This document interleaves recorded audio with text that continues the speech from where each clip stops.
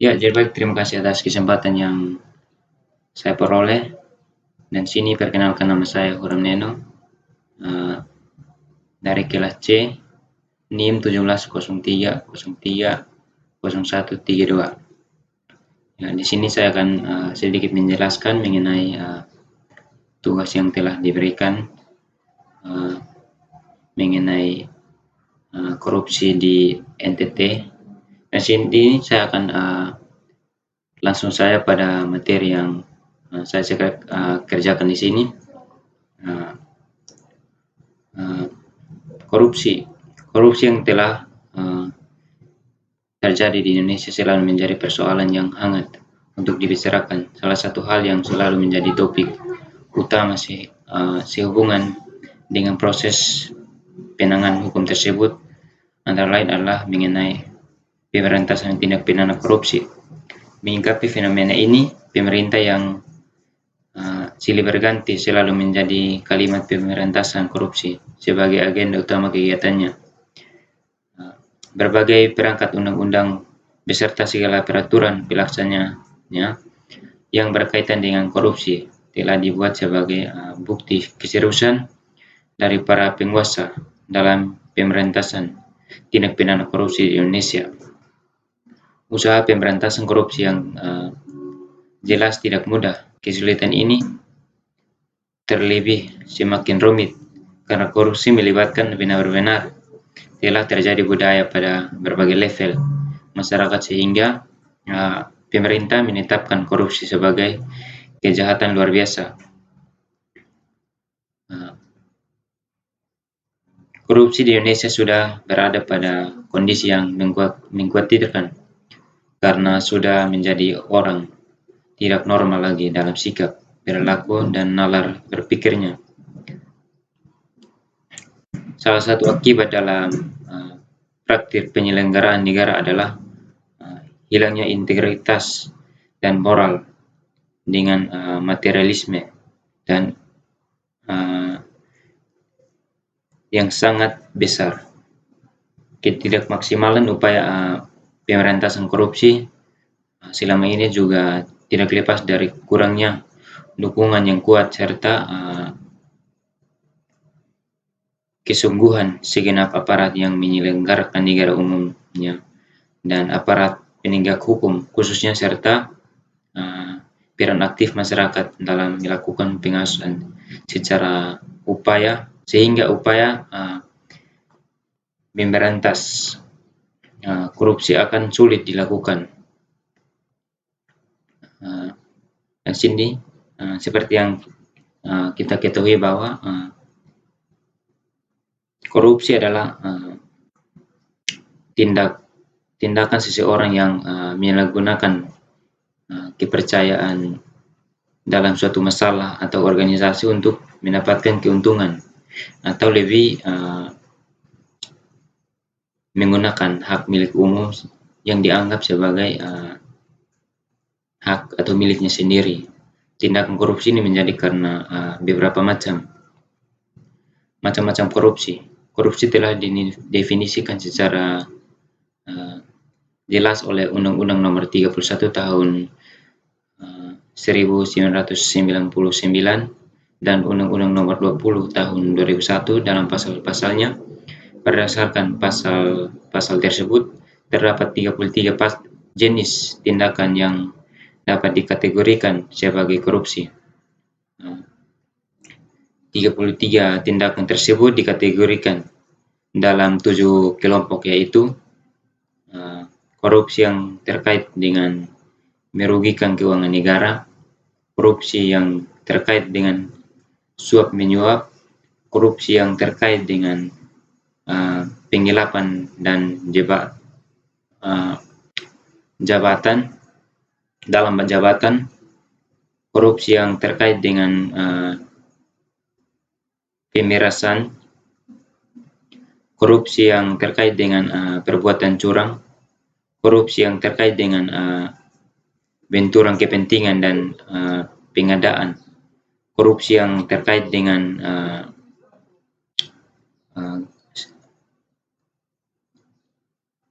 gratifikasi. Dan di sini data kasus korupsi yang saya ambil di sini adalah 32 kades di NTT dalam pusaran korupsi dana desa dan ADD.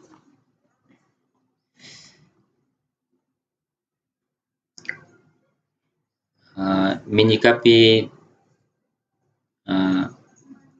Tipikor Polres Belu menetapkan 4 orang sebagai tersangka dalam kasus dugaan korupsi dana desa di Desa Rafai, Kecamatan Kabupaten Belu, dan Desa Numpoli, Kecamatan Malaka Timur, Kabupaten Malaka. 2 diantaranya sedang menjabat sebagai kepala desa, yakni Yosep S. Teva selaku Kades Rafai dan Ciprianus M. Asap selaku pejabat Kades Numpoli. Sebelum pada pihak Kejaksaan Negeri Sumba Timur juga menahan 3 orang tersangka kasus dugaan korupsi dana desa di Desa Wahang, Kecamatan Pinu Pahar, Kabupaten Sumba Timur dalam Sumba Timur tahun anggaran 2016. 1 tersangka yang ditahan yakni Kumbu N. AT selaku mantan Kades Wahang.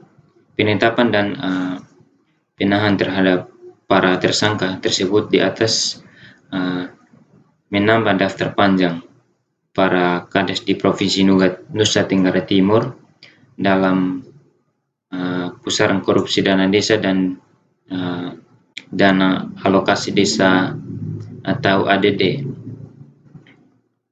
Berdasarkan data yang ada pada sistem informasi penelusuran perkara Pengadilan Negeri Kupang sejak Maret 2016 sampai dengan Maret 2019 tercatat ada 22 kepala desa yang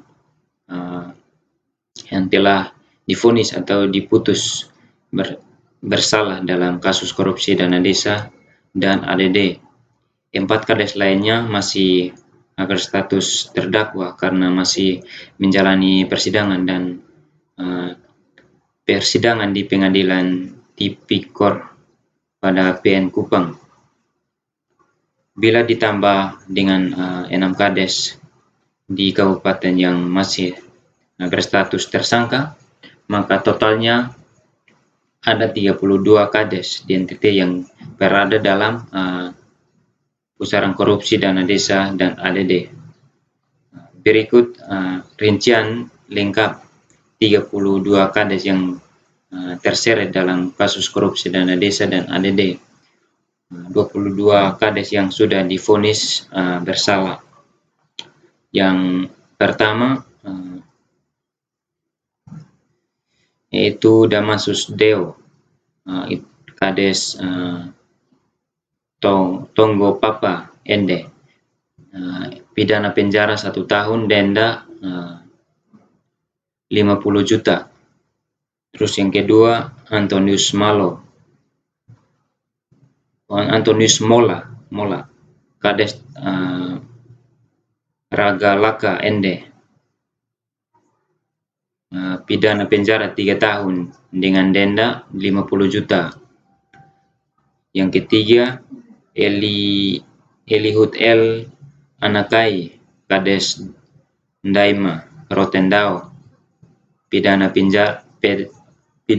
penjara 2 tahun dan 4 bulan, denda 50 juta.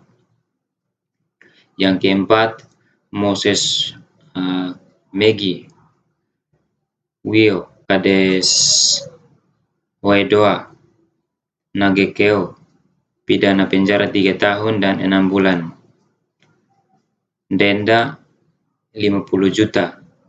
Yang kelima Petrus Kanasius, Kades Runut Sika, kasus pertama pidana penjara 2 tahun dan 6 bulan, denda 50 juta. Terus yang keenam Meta Yiwa, Kades Palaka Hembi, Sumba Timur, pidana penjara 1 tahun dengan denda 50 juta. Yang ketujuh, Dedi Laokote, Kades Swaga, Sumba Timur, pidana penjara 1 tahun dan 3 bulan dengan denda 50 juta. Yang kedelapan, Yonatan Leo, Kades Mata Pewau, Sumba Barat Daya, pidana penjara 1 tahun dan 7 bulan. Denda 50 juta. Yang kesembilan, Joseph Daron, Kades Toe Manggarai, pidana penjara 1 tahun, denda 50 juta. Yang ke-10, Muana Dedu, Kades Hupumada, Sumba Barat, pidana penjara 2 tahun, denda 50 juta. Yang ke-11, Jonathan Yohanes Sumbu, Kades Lanaus TTU, pidana penjara 1 tahun dan 6 bulan, denda 50 juta. Yang ke-12, Cornelis Jarsi, Kades Bae Ngecung, Manggarai Timur, pidana penjara 2 tahun dengan denda 50 juta. Yang ke-13, Milikior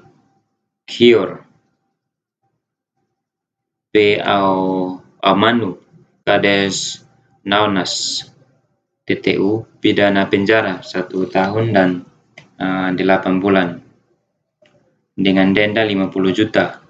Yang ke-14, Herman R. Goro, Kades Tematana, Sumba Barat, pidana penjara 2 tahun, denda 50 juta. Yang ke-15, Robertus Ulu, Kades Badoak Belu, pidana penjara 3 tahun dan 10 bulan dengan denda 50 juta. Yang ke-16, Rahman A. Hamid, Kades atau Walapung Lembata, pidana penjara 1 tahun 6 bulan dengan denda 50 juta. Yang ke-17, Usman Kades Salama Manggarai, pidana penjara 2 tahun 6 bulan dengan denda 50 juta. Yang ke-18, Paulus H. Meha, Kades Laemeta, Sumba Timur, pidana penjara 2 tahun 8 bulan dengan denda 50 juta. Yang ke-19, Jonathan Kila, Kades 5 Koli, Rotendao, pidana penjara 2 tahun 6 bulan dengan denda 50 juta. Yang ke-20, Pacalius F. Malik, Kades Manlaten Belu, pidana penjara 2 tahun 6 bulan dengan denda 50 juta. Yang ke-21, Maria Goretti Kelen, Kades Kakor Manggarai, pidana penjara 2 tahun 4 bulan, denda 50 juta. Yang ke-22, Evaristus Ramba, Kades Naba dan Kriga Sika, pidana penjara 2 tahun 6 bulan, denda 50 juta. Yang berikut 4 kades dengan status terdakwa. Yang pertama, Benedictus Verno, Kades Lokesika. Yang kedua, Daud Pandie, Kades Kamasi, Kabupaten Kupang. Yang ketiga, Riven Letik, Kades Noel Mina, Kabupaten Kupang. Terus yang keempat, Edinaus Tuke, Kades Hoi HOI TTS. Yang berikutnya 6 kades atau mantan kades yang status tersangka. Yang pertama Pustianus Mola kades Ua Nagekeo. Yang kedua Umbu NAT mantan kepala dewan Wahang Sumba Timur. Yang ketiga Abdullah Burhan kades Togotani Lembata. Yang keempat Masrun Ambi kades Mole Ende. Yang kelima Yosef S. Teva kades Rafael Belu. Yang keenam Siprianus M. Asa kades Numpoli Melaka. Inilah data yang saya ambil mengenai korupsi di NTT. Dan sini adapun sebab-sebab terjadinya korupsi. Penyebab adanya tingkat korupsi sebenarnya bervariasi dan beraneka ragam, akan tetapi secara umum dapat dirumuskan sesuai dengan pengertian korupsi di atas, yaitu bertujuan untuk mendapatkan keuntungan pribadi atau kelompok atau keluarga golongannya sendiri. Faktor-faktor secara umum yang menyebabkan seorang melakukan tindak korupsi antara lain yang pertama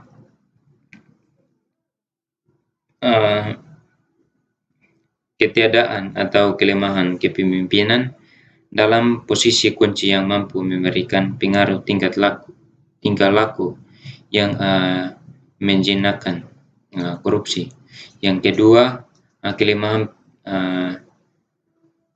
pengajaran agama dan etika. Yang ketiga kolonialisme. Suatu pemerintahan asing tidaklah menggugah kesetiaan dan kepatuhan yang diperlukan untuk membendung korupsi. Yang keempat kurangnya pendidikan. Yang kelima adanya banyak kemiskinan. Yang keenam tidak adanya tindakan hukum yang tegas. Yang ketujuh kelangkaan lingkungan yang subur untuk perilaku anti korupsi. Yang kedelapan struktur kepemimpinan pemerintah. Yang kesembilan perubahan radikal. Suatu sistem nilai yang mengalami perubahan radikal, korupsi muncul sebagai penyakit tradisional. Terus yang ke-10 keadaan masyarakat yang semakin majemuk. Di sini juga ada faktor-faktor yang menyebabkan terjadinya korupsi dana desa, meliputi yang pertama keserakahan berkaitan dengan adanya perilaku serakah yang secara potensial ada di dalam diri setiap orang. Yang kedua kesempatan berkaitan dengan keadaan organisasi atau instansi atau masyarakat yang sedemikian rupa sehingga terbuka melakukan atau mengambil kesempatan bagi seseorang untuk melakukan kecurangan. Yang ketiga kebutuhan berkaitan dengan faktor-faktor yang dibutuhkan oleh individu untuk menunjang hidupnya yang wajar. Yang keempat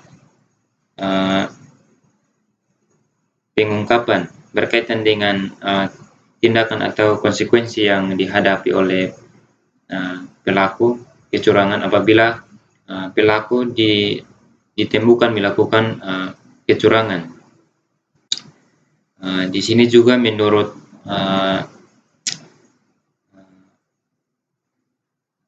Komisi 4 DPR RI terkait dengan terdapat 3 indikasi yang menyebabkan meluasnya korupsi di Indonesia. Yang pertama itu pendapatan atau gaji yang tidak mencukupi. Yang kedua, penyalahgunaan kesempatan untuk memperkaya diri. Yang ketiga, penyalahgunaan kekuasaan untuk memperkaya diri. Di sini juga ada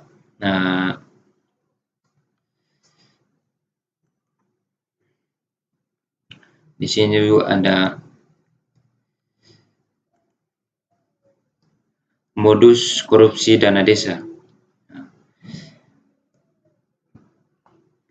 Dana desa adalah dana APBN yang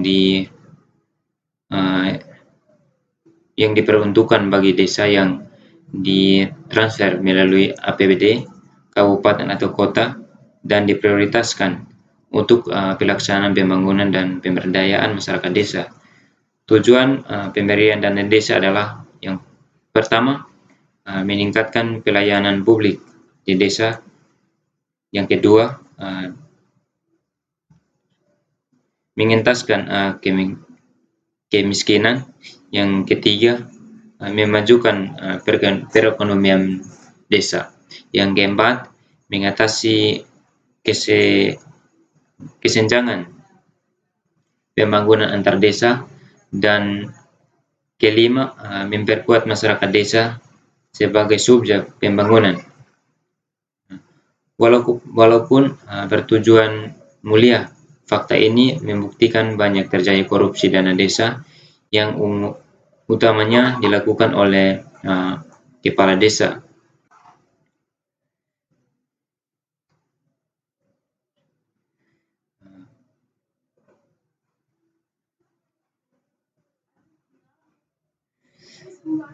Yang berikutnya diuraikan ke 12 modus terjadinya korupsi dana desa. Yang pertama, membuat rancangan anggaran biaya di atas harga pasar. Ini bisa diantisipasi jika pengadaan dilakukan secara terbuka dan menggunakan potensi lokal desa. Misalnya pengadaan bahan bangunan di toko bangunan yang ada di desa, sehingga bisa melakukan cek bersama mengenai kepastian biaya atau harga-harga barang yang dibutuhkan. Yang kedua, mempertanggungjawabkan pembiayaan bangunan fisik dengan dana desa, padahal proyek tersebut bersumber dari sumber lain. Yang ketiga, meminjam sementara dana desa untuk kepentingan pribadi namun tidak dikembalikan. Yang keempat, pungutan atau pemotongan dana desa oleh oknum pejabat kecamatan atau kabupaten. Ini juga banyak terjadi dengan beragam alasan. Perangkat desa tak boleh ragu untuk melaporkan kasus seperti ini karena desalah yang paling dirugikan. Yang kelima, membuat perjalanan dinas kepala desa dan jajarannya. Banyak kasus perjalanan untuk pelatihan dan sebagainya. Yang keenam,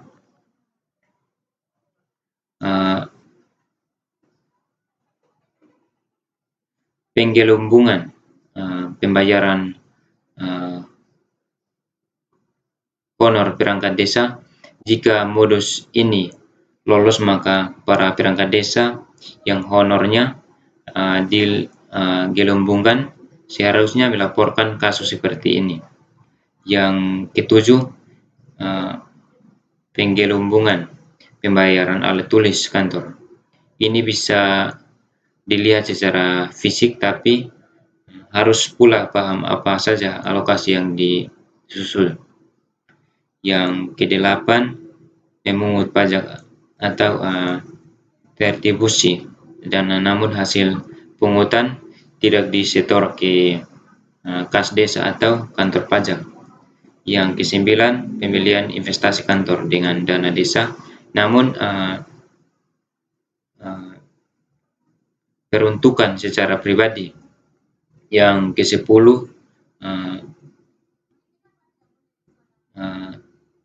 pemangkasan anggaran publik kemudian dialokasikan untuk kepentingan perangkat desa.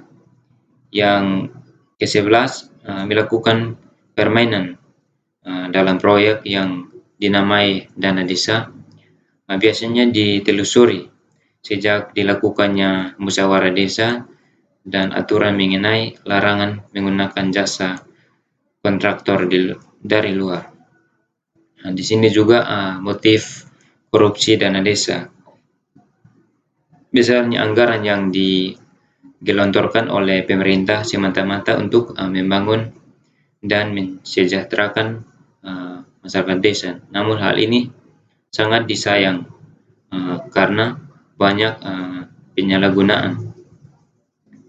Hingga akhir 2017, sudah 902 kepala desa bermasalah dengan hukum karena masalah dana desa. Di antaranya terpaksa menghadapi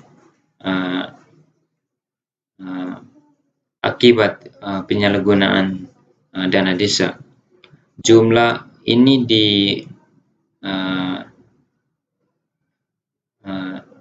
bisa dilakukan terus meningkat, mengingat sulitnya pengawasan 7.453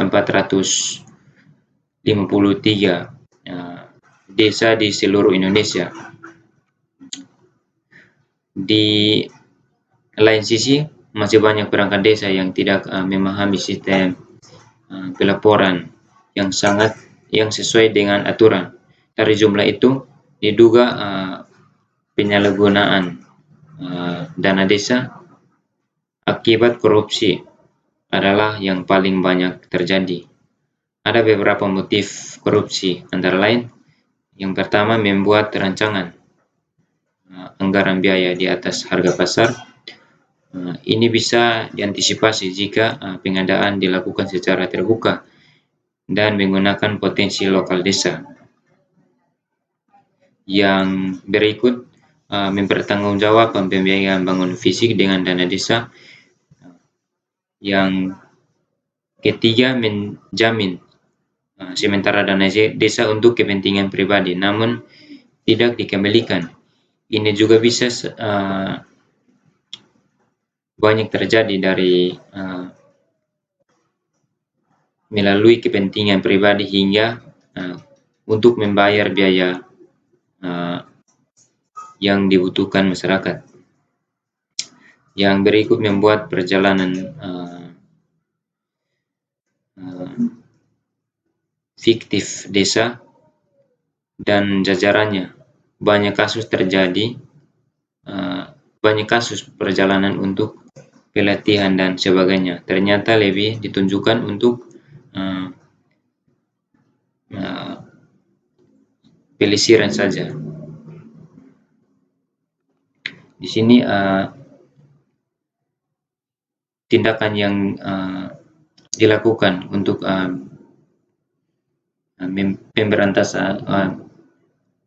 memberantas korupsi.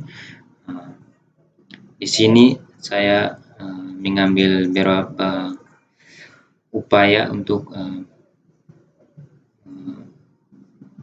pemberantasan korupsi. Yang pertama, menanamkan semangat nasional yang positif dengan mengutamakan pengabdian pada bangsa dan negara melalui pendidikan formal, informal, dan agama. Yang berikut, melakukan penerimaan pegawai berdasarkan prinsip keterampilan teknis.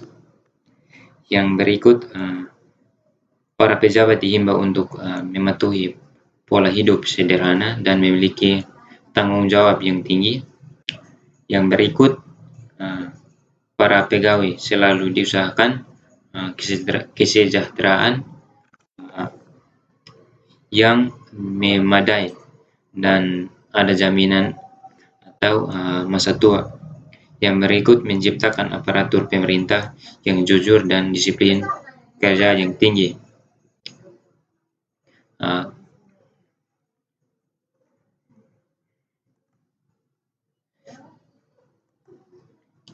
Ya, jadi mungkin inilah hasil kerja saya. Saya mengucapkan